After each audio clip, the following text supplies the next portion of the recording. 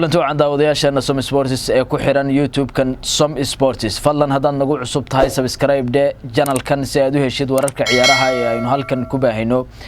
haddaan ku bilaabo qodobka ugu horeeya ee barnaamijka gorfaynta ciyaaraha ee aynu halkan idinku soo baahinayno. habeennimadii Axadda ayaa la soo gabagabeeyay tartankii Champions League ee xilli ciyaareedkan oo ay la galbatay kooxda Jarmalka ka dhisan ee magaceeda loo yaqaano Bayern Munich. haddaba intii tartanku socday xogaha la diiwaan geliyay falanqeyno ku saabsan shaxda xilli ciyaareedkan ee Champions League oo Messi iyo Ronaldo ay ka maqan yihiin ayaynu barnaamijku intuu socdo idinkula wadaagi doonaa. xidiga Neymar Junior oo niyad jabkii finalka awgii koox aan ahayn Bayern Munich ugu hambaliyay guushii Champions League ayaynu sidoo kale barnaamijku intuu socdo aynu ku soo qaadan doonaa. dhinaca suuqa kala iibsiga ayaynu eegi doonaa kooxda Chelsea ayaa qarka u saaran inay ugu dambeyn gacanta ku dhigto daayarka kooxda Bayer Leverkusen ee lagu magacaabo Kai Havertz. qodobadaas iyo kuwa kale ayaynu ku soo qaadan doonaa barnaamijka gorfaynta ciyaaraha ee Som Sports soo dhawaada mar kale.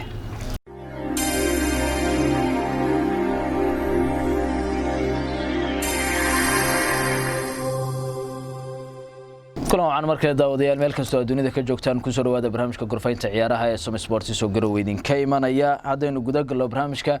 kooxda ka dhisan dalka Jarmalka ee Bayern Munich magaceeda loo yaqaano ayaa markii lixaad waxa ay ku guuleysatay tartanka Champions League ee kal ciyaareedkan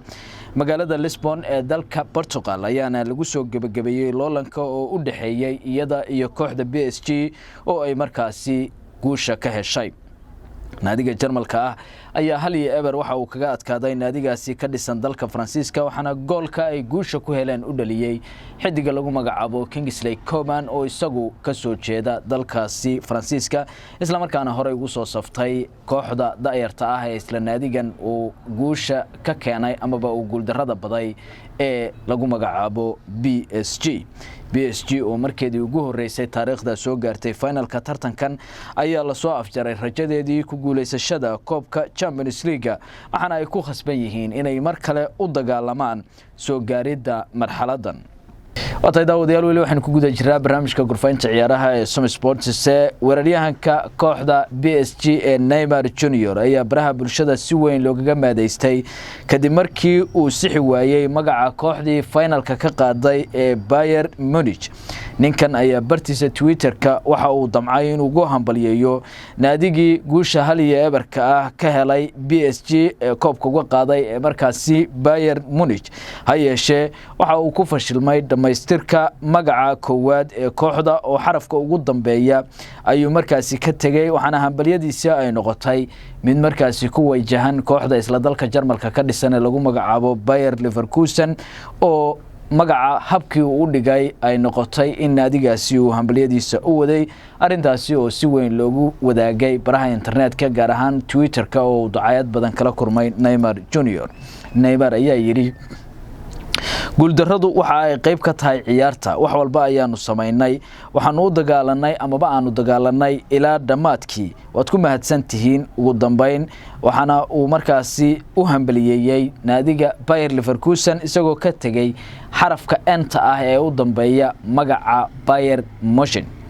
waxaana taasi ay sababtay in xidiga si weyn loogu dhaleecayo in niyad jabkii uu markaasi ku khasbay amaba uu ku sababay inuu guud ahaan sixi waayo magacii kooxdii ka qaaday finalka Champions League ee Bayern Munich. Bayer Leverkusen ayaa dhinaceeda ka falcelisay hambaliyada Neymar Junior waxaana ay barteeda Twitter-ka ay kooxdaasi ku qortay kuma aanu jirin tartamada Yurub kal ciyaareedkan sida darteed ma aanu hubno sababta inoogu hambaliyeysay Neymar balse waad ku mahadsan tahay hambaliyadaada ayaa lagu qoray barta ay Twitter-ka ku leedahay kooxda Bayer Leverkusen oo uu si khalad markaasi ugu hambaliyay Neymar Junior oo markaasi la arkayay gabagabadii ciyaartii finalka ee Lisbon markaasi ay ku qaaday kooxda Bayern Munich isaga oo markaasi oo hinjabsaday amaba la aaminsan waayay oo aad ula dhibtoonaya xanuunka guuldaradii ka soo gaartay kooxda reer Jarmal ee Bayern Munich. ugu dambeyntiina wararka ka imanaya dalka Ingiriiska ayaa sheegaya in kooxda Chelsea ay ogolaatay qiimaha ay markaasi ku helayso xidiga Bayer Leverkusen khadka dhexe uga ciyaara ee lagu magacaabo Kai Havertz lacagtaasi oo dhan 118 milyan oo dollarka Mareykanka ah. Blues ayaa haatan bixinaysa lacag dhan 95 milyan si ay u hesho ama ay 22 jirkan u soo xirageliso waxaana ay lacagta inteeda kale ay ku xirtay shuruud xidigu bandhiga uu ka sameeyo garoonka Stamford Bridge oo hadii uu ku wanaagsanaado safka Blues ay bixin doonto kooxdan ka dhisan dalka Ingiriisku kooxda Blues ayaa markaasi waxa ay doonaysaa inay xidigan safkeeda ku soo biiriso maadaama uu xil ciyaareed fiican ku qaadanayo kooxdiisa Bayer Leverkusen daayarkan heerka caalami ayaa jiminaya rikoorkii suuqa kala iibsiga ee kooxda Chelsea oo markaasi heerka ugu qalisan uu haystay goolhayaha lagu magacaabo Kepa Arrizabalaga oo xilli ciyaareedkii hore ay markaasi 90 milyan lacag ku dhow kooxda Blues ay kula soo wareegtay iyadoo ka soo qaadatay naadiga lagu magacaabo Athletic Club ee ka dhisan dalka Isbaanishka خيارتنا داونيسا intaas ayaan ku soo gabagabeynaya barnaamijka gorfaynta ciyaaraha ee Som Sports oo aan idin la socodsiinaya anigu Maxamed Maxamuud Xaliye kan mid ka xigeenteena ku kulmayno nabadii